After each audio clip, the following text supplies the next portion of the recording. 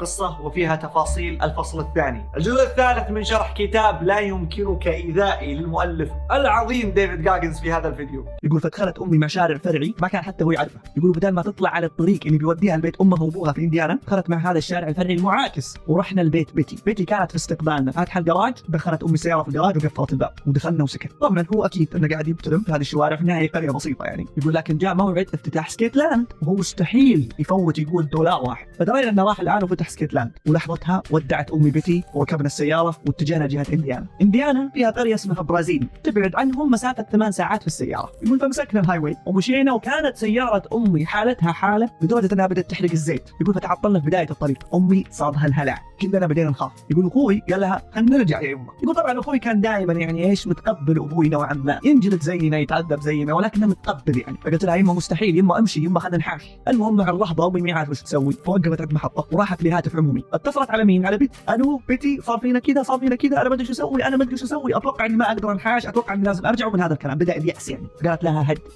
انت وينك فيه؟ قالت ما ادري وين انا فيه بالضبط. قالت طيب شوفي انت في محطه حاليا صح؟ قالت ايه؟ قالت روحي دوري الشخص المسؤول عن المحطه. يقول في ذيك الايام كان في شخص يكون زي المراقب على المحطه، روحي له وخليه يكلمني، put him on the phone. يقولوا فعلا نادتها امي وخلتها يكلمها. الو وينك فيه؟ ما وينكم فيه؟ هذه منطقتكم من ذا الكلام؟ يقول قالت له اعطني اياها ثاني مره. الو اسمعي، انت في المنطقه الفلانيه، والمنطقه الفلانيه ترى فيها ورشه تصلح سيارات فولفو، كذلك اليوم غرفه في اي هوتيل نامي فيها وبكره الصباح تضبطيها وبعدها استمري في الرحله. المهم امي قالت اوكي.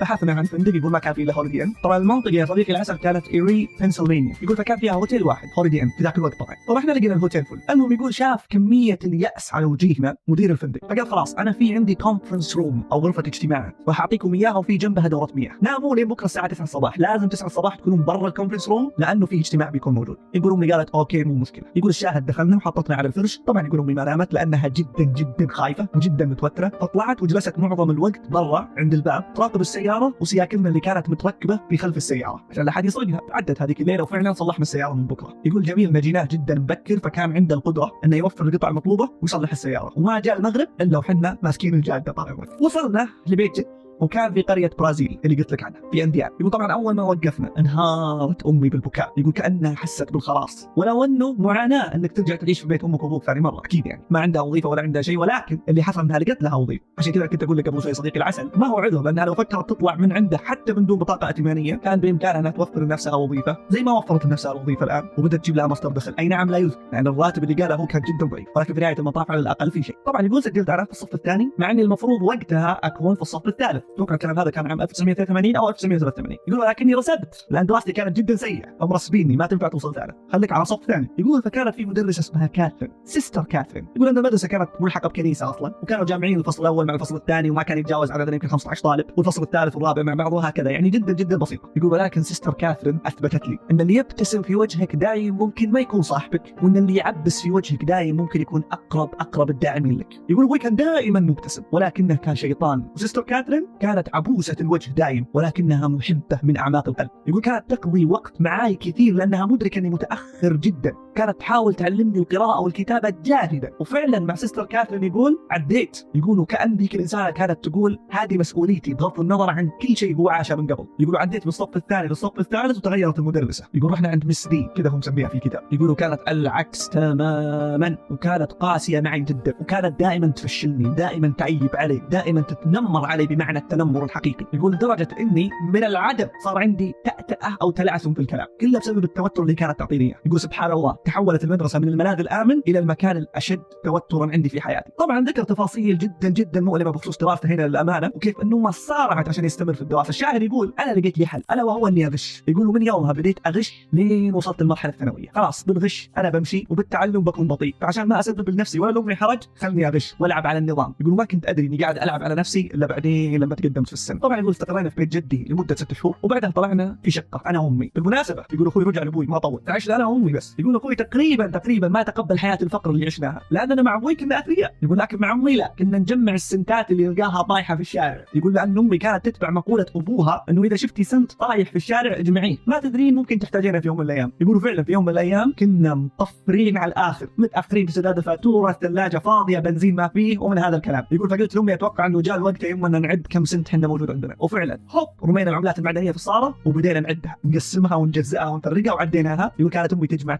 وتقول اوكي هذه فاتوره الكهرباء، بعدين تجمع تقول هذا حق الثلاجه. يقولوا عبينا بنزين وكان في موجود فائض لدرجه ان تعشينا من هالطيس ذاك اليوم. فعشنا الفقر بشتى انواعه. يقول حتى امي كانت مسجله في احدى المراكز اللي تخدم المجتمع زي الضمان الاجتماعي، وكانوا يعطونها فلوس. الشاهد بعد مده يقول امي تعرفت على شخص اسمه ويلموث. يقول هذا الرجل كان جدا لطيف لدرجه اني حسيت انه بدا يغطي مكان الوالد. حسيت لاول مره ان عندي والد فعلا حنون ورؤوف. يقول ما كان يضمني ولا يبوسني ويحبني او يقول احبك، لا، يقول لكنه كان دائما قريب مني ويوجهني ويساعدني في كل تفاصيل حياتي. يقول ويلموث كان رجل بكل ما تحمل الكلمه من معنى. عشنا معاه كم سنه لين وصل اليوم اللي ركع فيه على ركبته وقدم لامي الخاتم وفعلا قبلت وصارت خطيبته. يقول قبل ايام بسيطه من زواجهم قال عندي مباراه راح العبها في انديانا بوليس، تبعد عن برازيل قليلا يعني. يقول هو اصلا كان عايش هناك وعلى اساس ان احنا بننتقل العيش معه. راح يقول ذاك الليله ودعنا وكانت هذيك اخر مره نرى فيها ويلموث. اللي حصل انه لما لعب المباراه هذيك الليله ورجع فتح باب الجراج على بيته ودخل السياره. اول ما نزل من السياره يقول تهجموا عليه اللي كانوا يبغون يردونه، وخمسه اعطوه اياه في صدره، ولما طاح انهوه بوحده في منتصف الراس. يقول ما حد درى عن ويلموث الا من بكره لما مر ابوه من جنب بيته. ابوه كان عايش على نفس الشارع قريب منه، فلما مر وشاف باب الجراج مفتوح عرف ان في مشكله، وقف ليكتشف ان ولده طريح الارض وغرقان بدماءه. يقول طبعا اتصلوا علينا عشان يعطونا الخبر، استقبلت الخبر جدتي وكنا جدا متوترين كيف نوصل هذا الخبر المفجع لامي. توها بدت تنعم بحياه جميله. يقول امي في الفتره اللي كانت موجوده مع ويلموث ما عمري شفتها مبتسمه باشراق وبهجه زي كذا، كانت تضحك معظم الوقت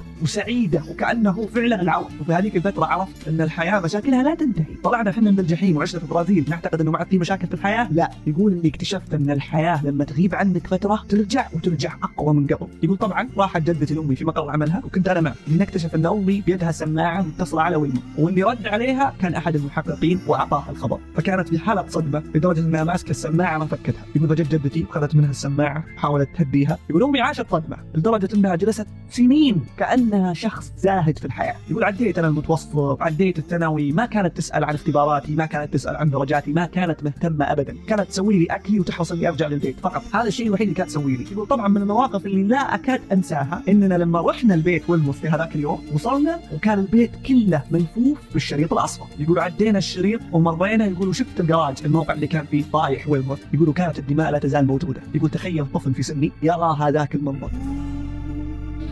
غيرت شخصيتي على دخولي الثانوي وبديت احاول افرغ هذاك الغضب باني اكون انا الكول كيد، الولد الكول كذا. فتغير شكل لبسي، تغيرت حلاقاتي، صرت مثير للانتباه ومثير للاشمئزاز. يقولوا كنت غارق في لعب كرة السلة، والشيء الوحيد اللي مخليني اشد حيلي في دراستي غشا هو عشان ما اطلع من فريق كرة السلة فقط. يقول الشاهد امي لما لاحظت هذا الشيء علي قررت انها تطلعني من المدرسة ونرجع لقرية برازيل عند امها وابوها. ليه؟ لانهم الاختبار الاول واسقط فيه والاختبار الثاني واسقط فيه. تخيل يا صديقي العسل، يقول الاختبار من 99 درجه، انا الدرجات اللي كنت اجيبها 22. يقول مع انه اللي طالبينه هم 36، يعني حتى اللي طالبينه قليل ولا قدرت اجيبه من ضعف مستواي التعليمي. عرفت هذا الشيء متاخر لين جاء في يوم من الايام ووصلت ذروتي من الياس، فدخلت دوره المياه الله يعزك وفتحت الشاور ووقفت قدام المرايه. يقولوا بدا بخار الماء يغطي المكان لدرجه انه بدا يغطش على المرايه. يقول انا كنت واقف قدام المرايه، هذيك المرايه اللي سميتها accountability mirror، مرآة المحاسبه. يقول بديت فعلا اطالع في شكلي وحلاقتي اللي كل راسي اصلع ما عدا الجهه اليسرى حاط فيها شوي شعر، ولبسي وهيئتي وبناطيلي الوسيعه وشغل الجينجستر اللي اصلا انا ما احبه ولا سويته عشاني احبه، لكن عشان لفت الانتباه واراء الناس فيني. يقول فبديت اطالع في المرايه وسالت نفسي سؤال، هل عاجبك شكلك يا ديفيد؟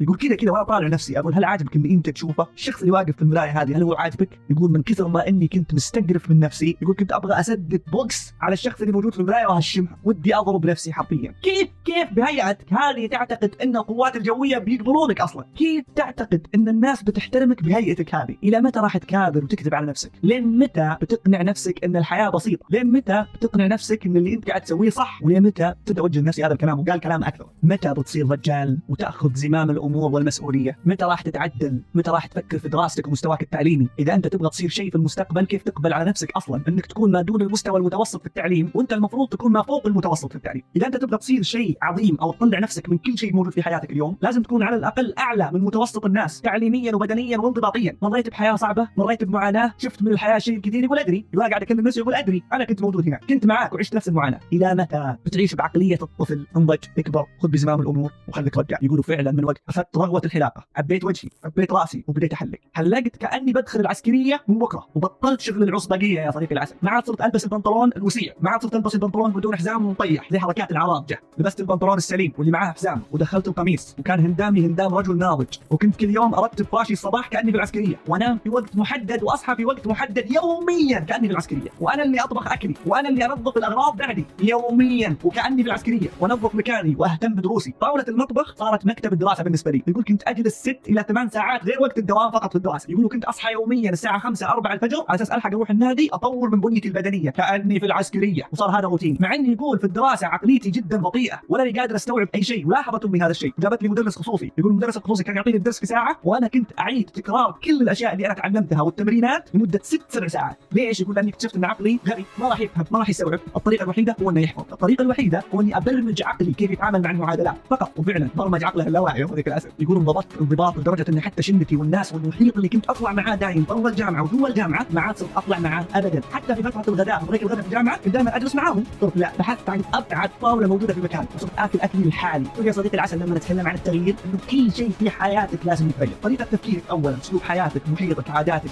وياك، اقاربك، كل شيء انت تسويه في حياتك لازم يتغير. مو شرط تقطع علاقاتك، لكن لازم تغير تعاملك معهم. اذا انا اطلع معكم كل يوم بطلع معكم يومين في الاسبوع او يوم في الاسبوع، لازم يتغير كل شيء فيه. ورتب فراشك هذه اللي قاعد نتكلم عنها يوميا هي اول مهمه في الالتزام اليومي. اذا انت صحيت كل يوم الصباح وما عندك خصله عاده التزام انك ترتب فراشك يوميا، كيف بتلتزم في المهام الكبيره؟ هذا اللي سواه ديفيد جاجنز. يقول وصلت لمرحله اني حتى اجري يوميا الصباح ب 10 الى 15 كيلو، وكان هذا اقصى شيء جريته في حياتي في ذاك الوقت. انا وقتها صغير 20 سنه عمري، لكني ادركت انه عشان اصنع التغيير لازم اصنع التغيير في نفسي. يقول فعلا اخذت الاختبار للمره الثالثه وعديت. يقول الشيء اللي تعلمته في هذيك المرحله من عمري انه مهما عشت في الماضي، مهما كانت حياتك سيئه، مهما كان وضعك الحالي جدا جدا سيء وصعب، ما في احد راح يطلعك من هذه الحاله الا انت. اذا مو انت اللي قررت انك فعلا تحط هدف وتحط خطه لهذا الهدف، ما راح تطلع من وضعك اللي انت فيه. يقول انا بمجرد ما حطيت هدف اني ادخل القوات الجويه، كل شيء في حياتي تغير، عاداتي، انضباطي، روتيني، كل شيء في حياتي تغير، حتى هيئتي ومظهري تغير فقط لان كان عندي هدف وعندي خطه. وما عاد صار في شيء اسمه الشورت كات يا ديفيد، الاختصارات، لا غش ولا اختصارات. كل شيء اسويه بمجهودي انا. وفعلا عديت الاختبار للمره الثالثه والتحقت بالقوات الجويه. يقول اللي ما كنت اعرفه يا صديقي العسل هو اني اي نعم انضبطت واي نعم تقبلت وضعي، عديت مرحله اني انا متقبل كل شيء في حياتي وعديت مرحله الانضباط، اوكي، بس اللي ما عرفت عن نفسي اني لا ازال سوفت من الداخل، هش ذهنيا ونفسيا وبدنيا. والعظمه كلها يا صديقي العسل، كل العظمه تاتي في الجزء القادم والاخير.